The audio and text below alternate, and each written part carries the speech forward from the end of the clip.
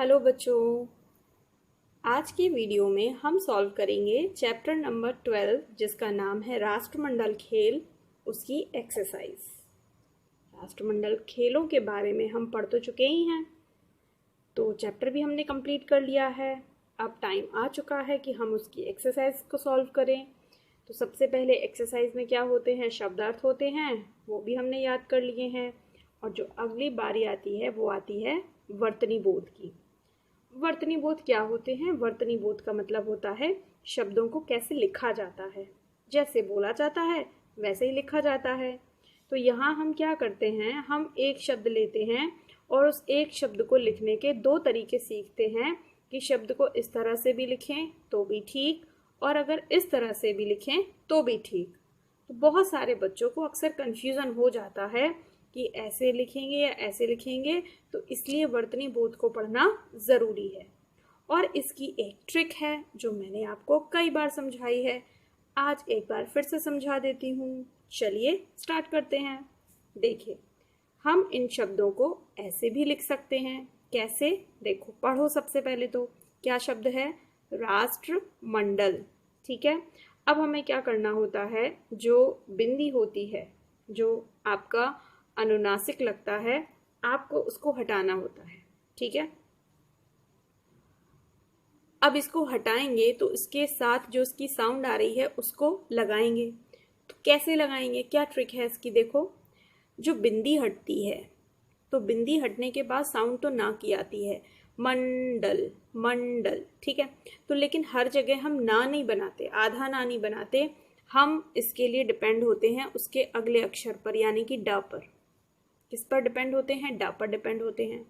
फिर हम देखते हैं कि ड जो है ना, वो कौन से वर्ग का अक्षर है। तो ड जो है वो ट वर्ग का अक्षर है। और ट वर्ग का अंतिम अक्षर कौन सा है? ट, ठ, ड, ढ, अणा। ठीक है, अणा होता है। तो हम ना की जगह पर वो जो अंतिम अक्षर है अणा, वो बनाते हैं आधा, और इस तरह से हमारा शब्द हो जाता है पूरा।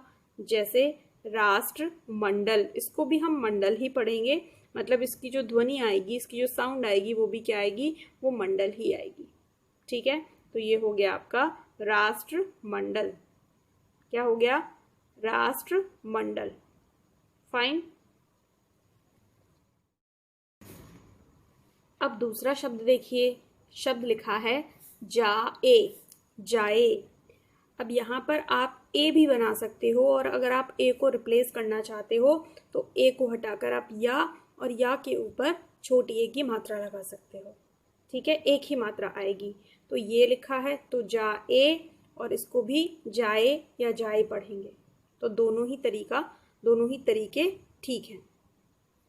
इसी तरह से देखिए हुए, ए को हटाकर आप या और उसके ऊपर मात्रा लगा सकते हो। ठीक है। अब देखिए ये शब्द क्या है, इंग्लिश का शब्द है, हिंदी में दिया है। अरे वाह। तो यहाँ पर शब्द क्या लिखा है? एंड। इसके ऊपर जो अनुस्वार है, सॉरी मैंने शायद ऊपर वाले शब्द में इसको अनुनासिक बोल दिया था। हाँ, तब मैं शायद भूल गई थी। देखो, मैं भी कंफ्यूज थी, अब आपका भी कंफ्यूजन हो गया होगा तो मैं दूर करती हूँ। ये जो बिंदी है इसे अनुस्वार बोलते हैं, और जो मैंने अनुनासिक बोल दिया था गलती से, वो होता है आपका चंद्र बिंदी। चंद्र बिंदु को अनुनासिक और बिंदी को अनुस्वार। ठीक है। तो यहाँ पर जो अनुस्वार है, अब आपको उसको रिप्लेस करना है, उसको चेंज करना है। तो कैसे करेंगे? उसके आगे वाला अक्षर देखेंगे, मतलब किसको? डा को देखेंगे। और डा का अंतिम अक्षर कौन सा है? डा का, उसके वर्ग का, सॉरी। तो क्या आएगा? आधा अड़ा। तो ये एंड को हम ऐसे भी लिख सकते हैं, एंड। लेकिन अगर हम इसको ऐसे लिख दें, एंड, इसको भी तो आप एंड ही पढ़ोगे ना, एंड ही पढ़ोगे, लेकिन इसकी वर्तनी गलत है, इसलिए आपको ये सीखना जरूरी है। ठीक है। अगला शब्द देखो, सत्ता। अब यहाँ पर क्या है, ता और आधा ता है, लेकिन ये दोनों मिले हुए हैं। तो हो सकता है आप ना समझो कि इसमें आधा ता भी है, इसलिए अब आप इसे दूसरी तरह से ऐसे भी लिख सकते हो, सा, आधा ता और पूरा ता। तो ये भी हो गया सत्ता। समझ में आ रहा है ना? अगला शब्द है लोकतंत्र। अब यहाँ पर जो आपका अनुस्वार है, आप इसको हटाओगे तो क्या करोगे? लोकतंत्र। साउंड तो ना की ही आ रही है। अब आप सोचो कि ना लगाना है या नहीं लगाना है, तो वो डिपेंड करेगा अगले अक्षर पर। ये क्या है? त्र। अब त्र किससे बना है, मतलब त से, है ना, त और र से। तो ता के बारे में सोचो, ता वर्ग का अंतिम अक्षर क्या होता है, ता, था, दा, धा, ना होता है ना, तो हम यहाँ पर ना लगा सकते हैं, तो हम इसको ऐसे भी लिख सकते हैं, लोकतंत्र। अब लोकतंत्र में अगर आप ना की जगह ये लगा दोगे ना, आधा अड़ा, तो गलत हो जाएगा। तो जहाँ ये लगना है वहाँ ये लगेगा, और जहाँ ना लगना है वहाँ ना ही लगेगा। ठीक है। अब यहाँ पर देखो शांति पूर्ण, अब यहाँ से भी अनुस्वार हटाना है, तो क्या होगा, ता, देखो ता, तो ता से पहले क्या आता है, ना, तो शांतिपूर्ण हो जाएगा। ठीक है। आगे देखो, हॉ, ओ पढ़ते हैं, इसको क्या पढ़ते हैं, ओ। ठीक, हॉलैंड, हॉलैंड। तो अभी आपको ये वाला अनुस्वार हटाना है, तो क्या करोगे, डा के लिए अब तो याद हो गया होगा, आधा अड़ा बना दोगे तो ये हो जाएगा हॉलैंड।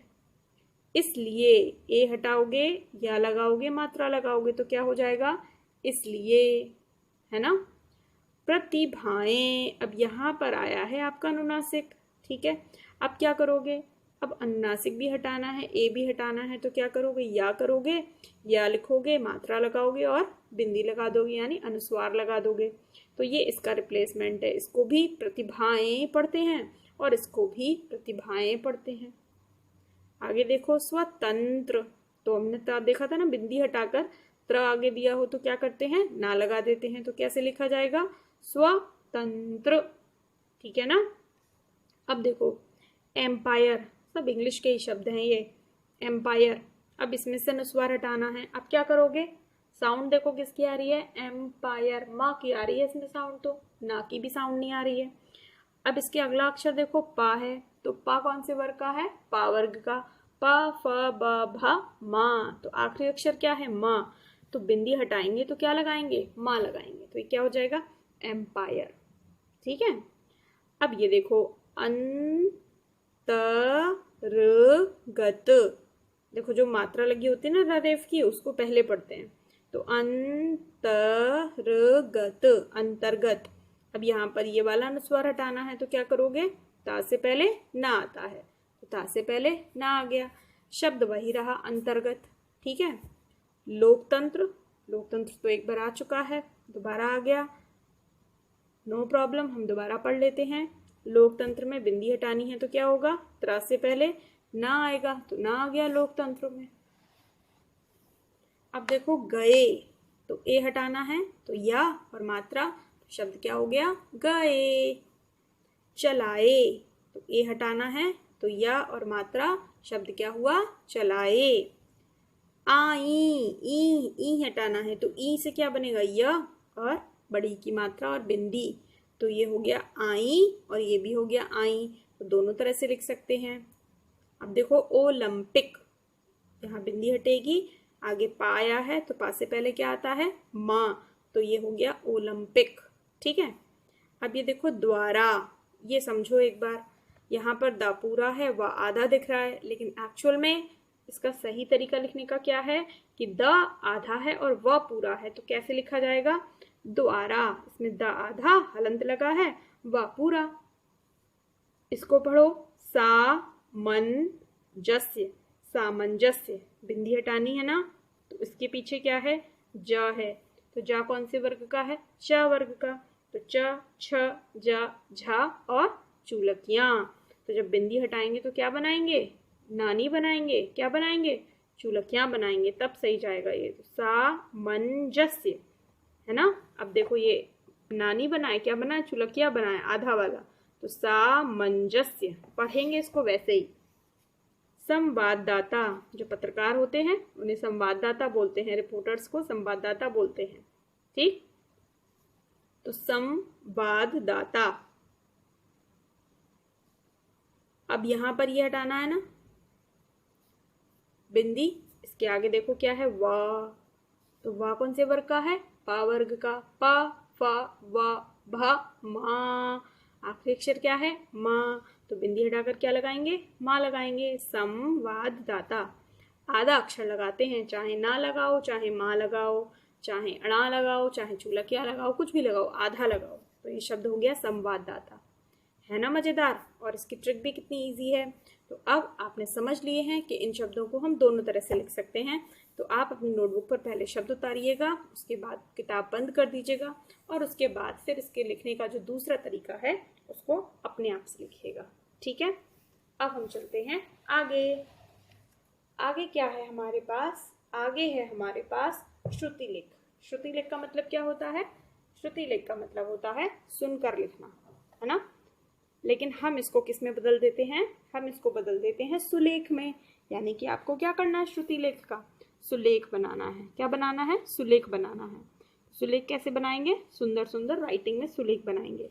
हर शब्द को कितनी बार लिखेंगे? 2-2 बार लिखेंगे। ठीक है, और साथ में पढ़ेंगे, बार बार पढ़ेंगे। देखिए, पढ़िए, क्या शब्द है? हॉ, मेरे साथ पढ़ना, सुनना नहीं है, पढ़ना भी है। पढ़ो। हॉलैंड। हॉलैंड। हॉलैंड क्या है? हॉलैंड एक जगह का नाम है। हॉलैंड एक कंट्री का नाम है ना। हॉलैंड में कौन सा शहर है बताओ? एम्स्टर्डम। हॉलैंड में कौन सा शहर है? एम्स्टर्डम, जहां पर ओलंपिक खेल हुए थे।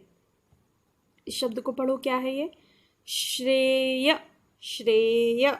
श्रेय। ठीक,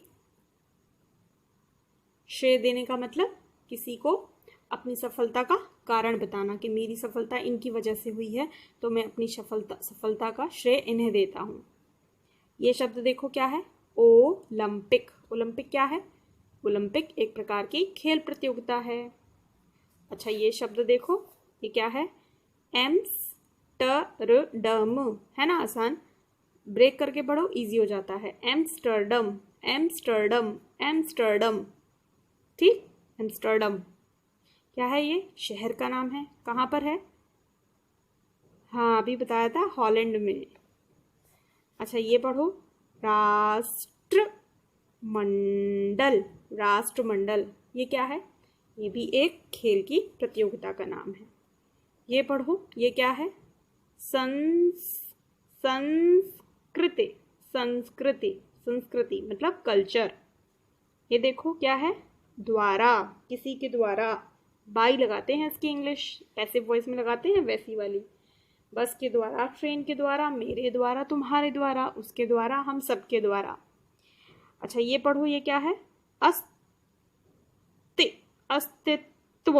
अस्तित्व कैसे बोलेंगे? 5 बार बोलो। अच्छा, अस्तित्व। अस्तित्व। अस्तित्व। अस्तित्व और अस्तित्व। एग्जिस्टेंस इंग्लिश में क्या होता है? एग्जिस्टेंस। अस्तित्व मतलब मौजूदगी। अच्छा, अगला वाला पढ़ो, क्या है? आधा दा है इसमें। सद प्रयास। सद प्रयास। सद प्रयास। ठीक है, ये पढ़ो। इसको क्या पढ़ोगे? हाँ, पढ़ो पढ़ो, आधा अक्षर है, पढ़ो, इससे क्या पढ़ोगे? स्पर्धा।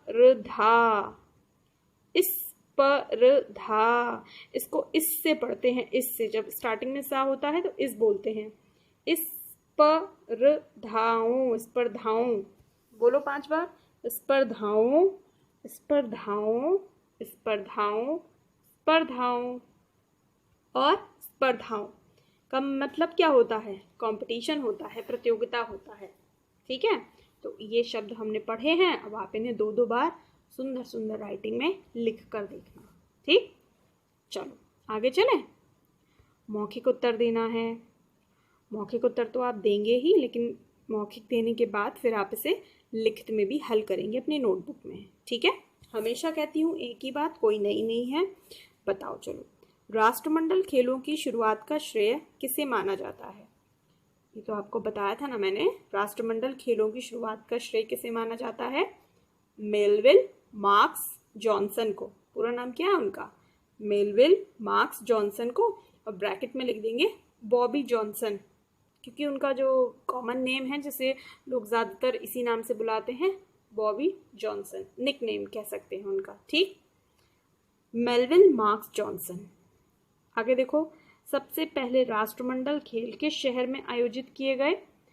अच्छा, जो बॉबी जॉनसन थे ना, वो कनाडा के थे और उन्हीं की वजह से राष्ट्रमंडल खेल शुरू हुए। तो सबसे पहले उन्हीं के देश में इसका आयोजन भी हुआ। कनाडा के कौन से शहर में? हैमिल्टन।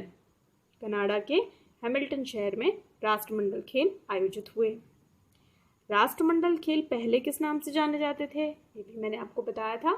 राष्ट्रमंडल खेल पहले ब्रिटिश एम्पायर गेम्स के नाम से जाने जाते थे। किस नाम से जाने जाते थे? British empire games. राष्ट्रमंडल खेलों के सदस्य देश कितने हैं? अकॉर्डिंग टू योर बुक, राष्ट्रमंडल खेलों के जो सदस्य देशों की संख्या है वो 54 है। कितनी है? 54। ठीक है, अब थोड़े ज़्यादा या कम हो सकते हैं, बट अभी तक जो है वो 54 है आपके चैप्टर के अकॉर्डिंग। तो राष्ट्रमंडल खेलों के सदस्य देशों की संख्या कितनी है? 54 है। ठीक, तो ये इसके आंसर्स हैं। अब हम चलते हैं आगे। आगे क्या है? सही विकल्प पर सही का निशान लगाना है।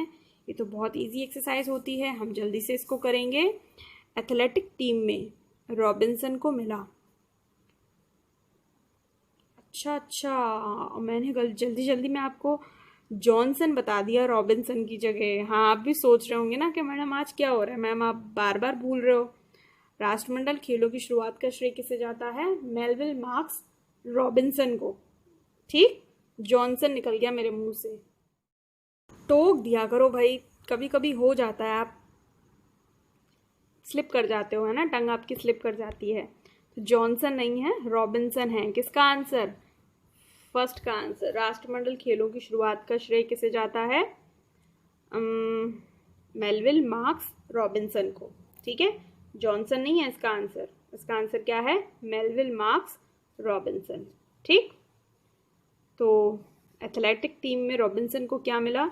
शेफ का पद मिला, रिपोर्टर का पद मिला या मैनेजर का पद मिला? तो उनको मैनेजर का पद मिला। ठीक है, अच्छा, अगला क्वेश्चन क्या है? गुयाना देश जो है ना वो अधीन था, किसके अधीन था? ब्रिटेन के, जर्मनी के, इंडिया के? गुयाना देश ब्रिटेन के अधीन था। ठीक, अगला क्वेश्चन देखो, राष्ट्रमंडल खेल नाम कब चलन में आया? तो शुरुआत में तो ब्रिटिश एम्पायर गेम्स के नाम से फेमस था, फिर बाद में कब चलन में आया? 1928 से या 1978 से या 1930 से? 30 से तो शुरुआत ही हुई थी, तो 1978 से ये नाम चलन में आया। ठीक है, फिल एडवर्ड्स मूलतः खिलाड़ी था। अभी गुयाना की बात हुई ना, तो फिल एडवर्ड्स जो थे वो गुयाना के खिलाड़ी थे, ना वो चीन के थे और ना ही वो ऑस्ट्रेलिया के थे। ठीक है, अब आप इसे सॉल्व कर सकते हैं। अब हम चलते हैं अगली एक्सरसाइज पर, और अगली एक्सरसाइज जो है वो है आपकी रिक्त स्थान भरिएगा। नीचे दिए गए शब्दों की सहायता से रिक्त स्थान भरने हैं। शब्द दिए हैं लक्ष्य, हॉलैंड, पराधीन और विरासत। क्वेश्चन क्या है? मार्क्स रॉबिन्सन को के एम्स्टर्डम में ओलंपिक खेल देखने का मौका मिला। किसके एम्स्टर्डम में? हॉलैंड के एम्स्टर्डम में। ठीक है, तो यहाँ पर 1 नंबर पर क्या आएगा? हॉलैंड आएगा। ओलंपिक खेल समाप्त होने के बाद रॉबिन्सन ने देशों का दौरा किया। कौन से देशों का? पराधीन देशों का दौरा किया। पराधीन मतलब जो ब्रिटिश शासन के अधीन थे उनका दौरा किया। कॉमनवेल्थ का अर्थ क्या होता है? समान सोच, लक्ष्य और संस्कृति वाले देश। समान सोच, लक्ष्य और संस्कृति वाले देश। ठीक है, कॉमनवेल्थ सदस्य देश एक समान मान्यताओं और विरासत, हेरिटेज, क्योंकि हम सबकी हेरिटेज लगभग एक जैसी ही है ना, तो कॉमनवेल्थ सदस्य जो हैं, जो भी सब ब्रिटिश जो शासन था उसके अधीन रहे थे एक समय में, तो वो सब एक समान मान्यताओं और विरासत के लिए आपसी सहयोग और क्या पढ़ते हैं इसको? सामंजस्य रखते हैं। जो कॉमनवेल्थ सदस्य देश हैं वो एक समान मान्यताओं और विरासत के लिए क्या करते हैं? आपसी सहयोग और सामंजस्य रखते हैं। ठीक है, थोड़ी सी मुश्किल है लैंग्वेज अभी आपके लिए, बट कोई नहीं, आप धीरे धीरे सीख जाओगे। तो ये एक्सरसाइज जो है ना वो आपकी सॉल्व हो गई है। अब अगले वीडियो में हम अगली एक्सरसाइजेस को सॉल्व करेंगे। आज के लिए बस इतना ही। अपना होमवर्क कीजिए, याद कीजिए। 12 चैप्टर हमारे कंप्लीट हो गए हैं। पीछे के चैप्टर को लगातार रिवाइज करते रहिए। पढ़ाई से जी मत चुराइए, पढ़ाई के लिए सपोर्टिव बनिए। ठीक है, अपना ध्यान रखिए। Bye bye.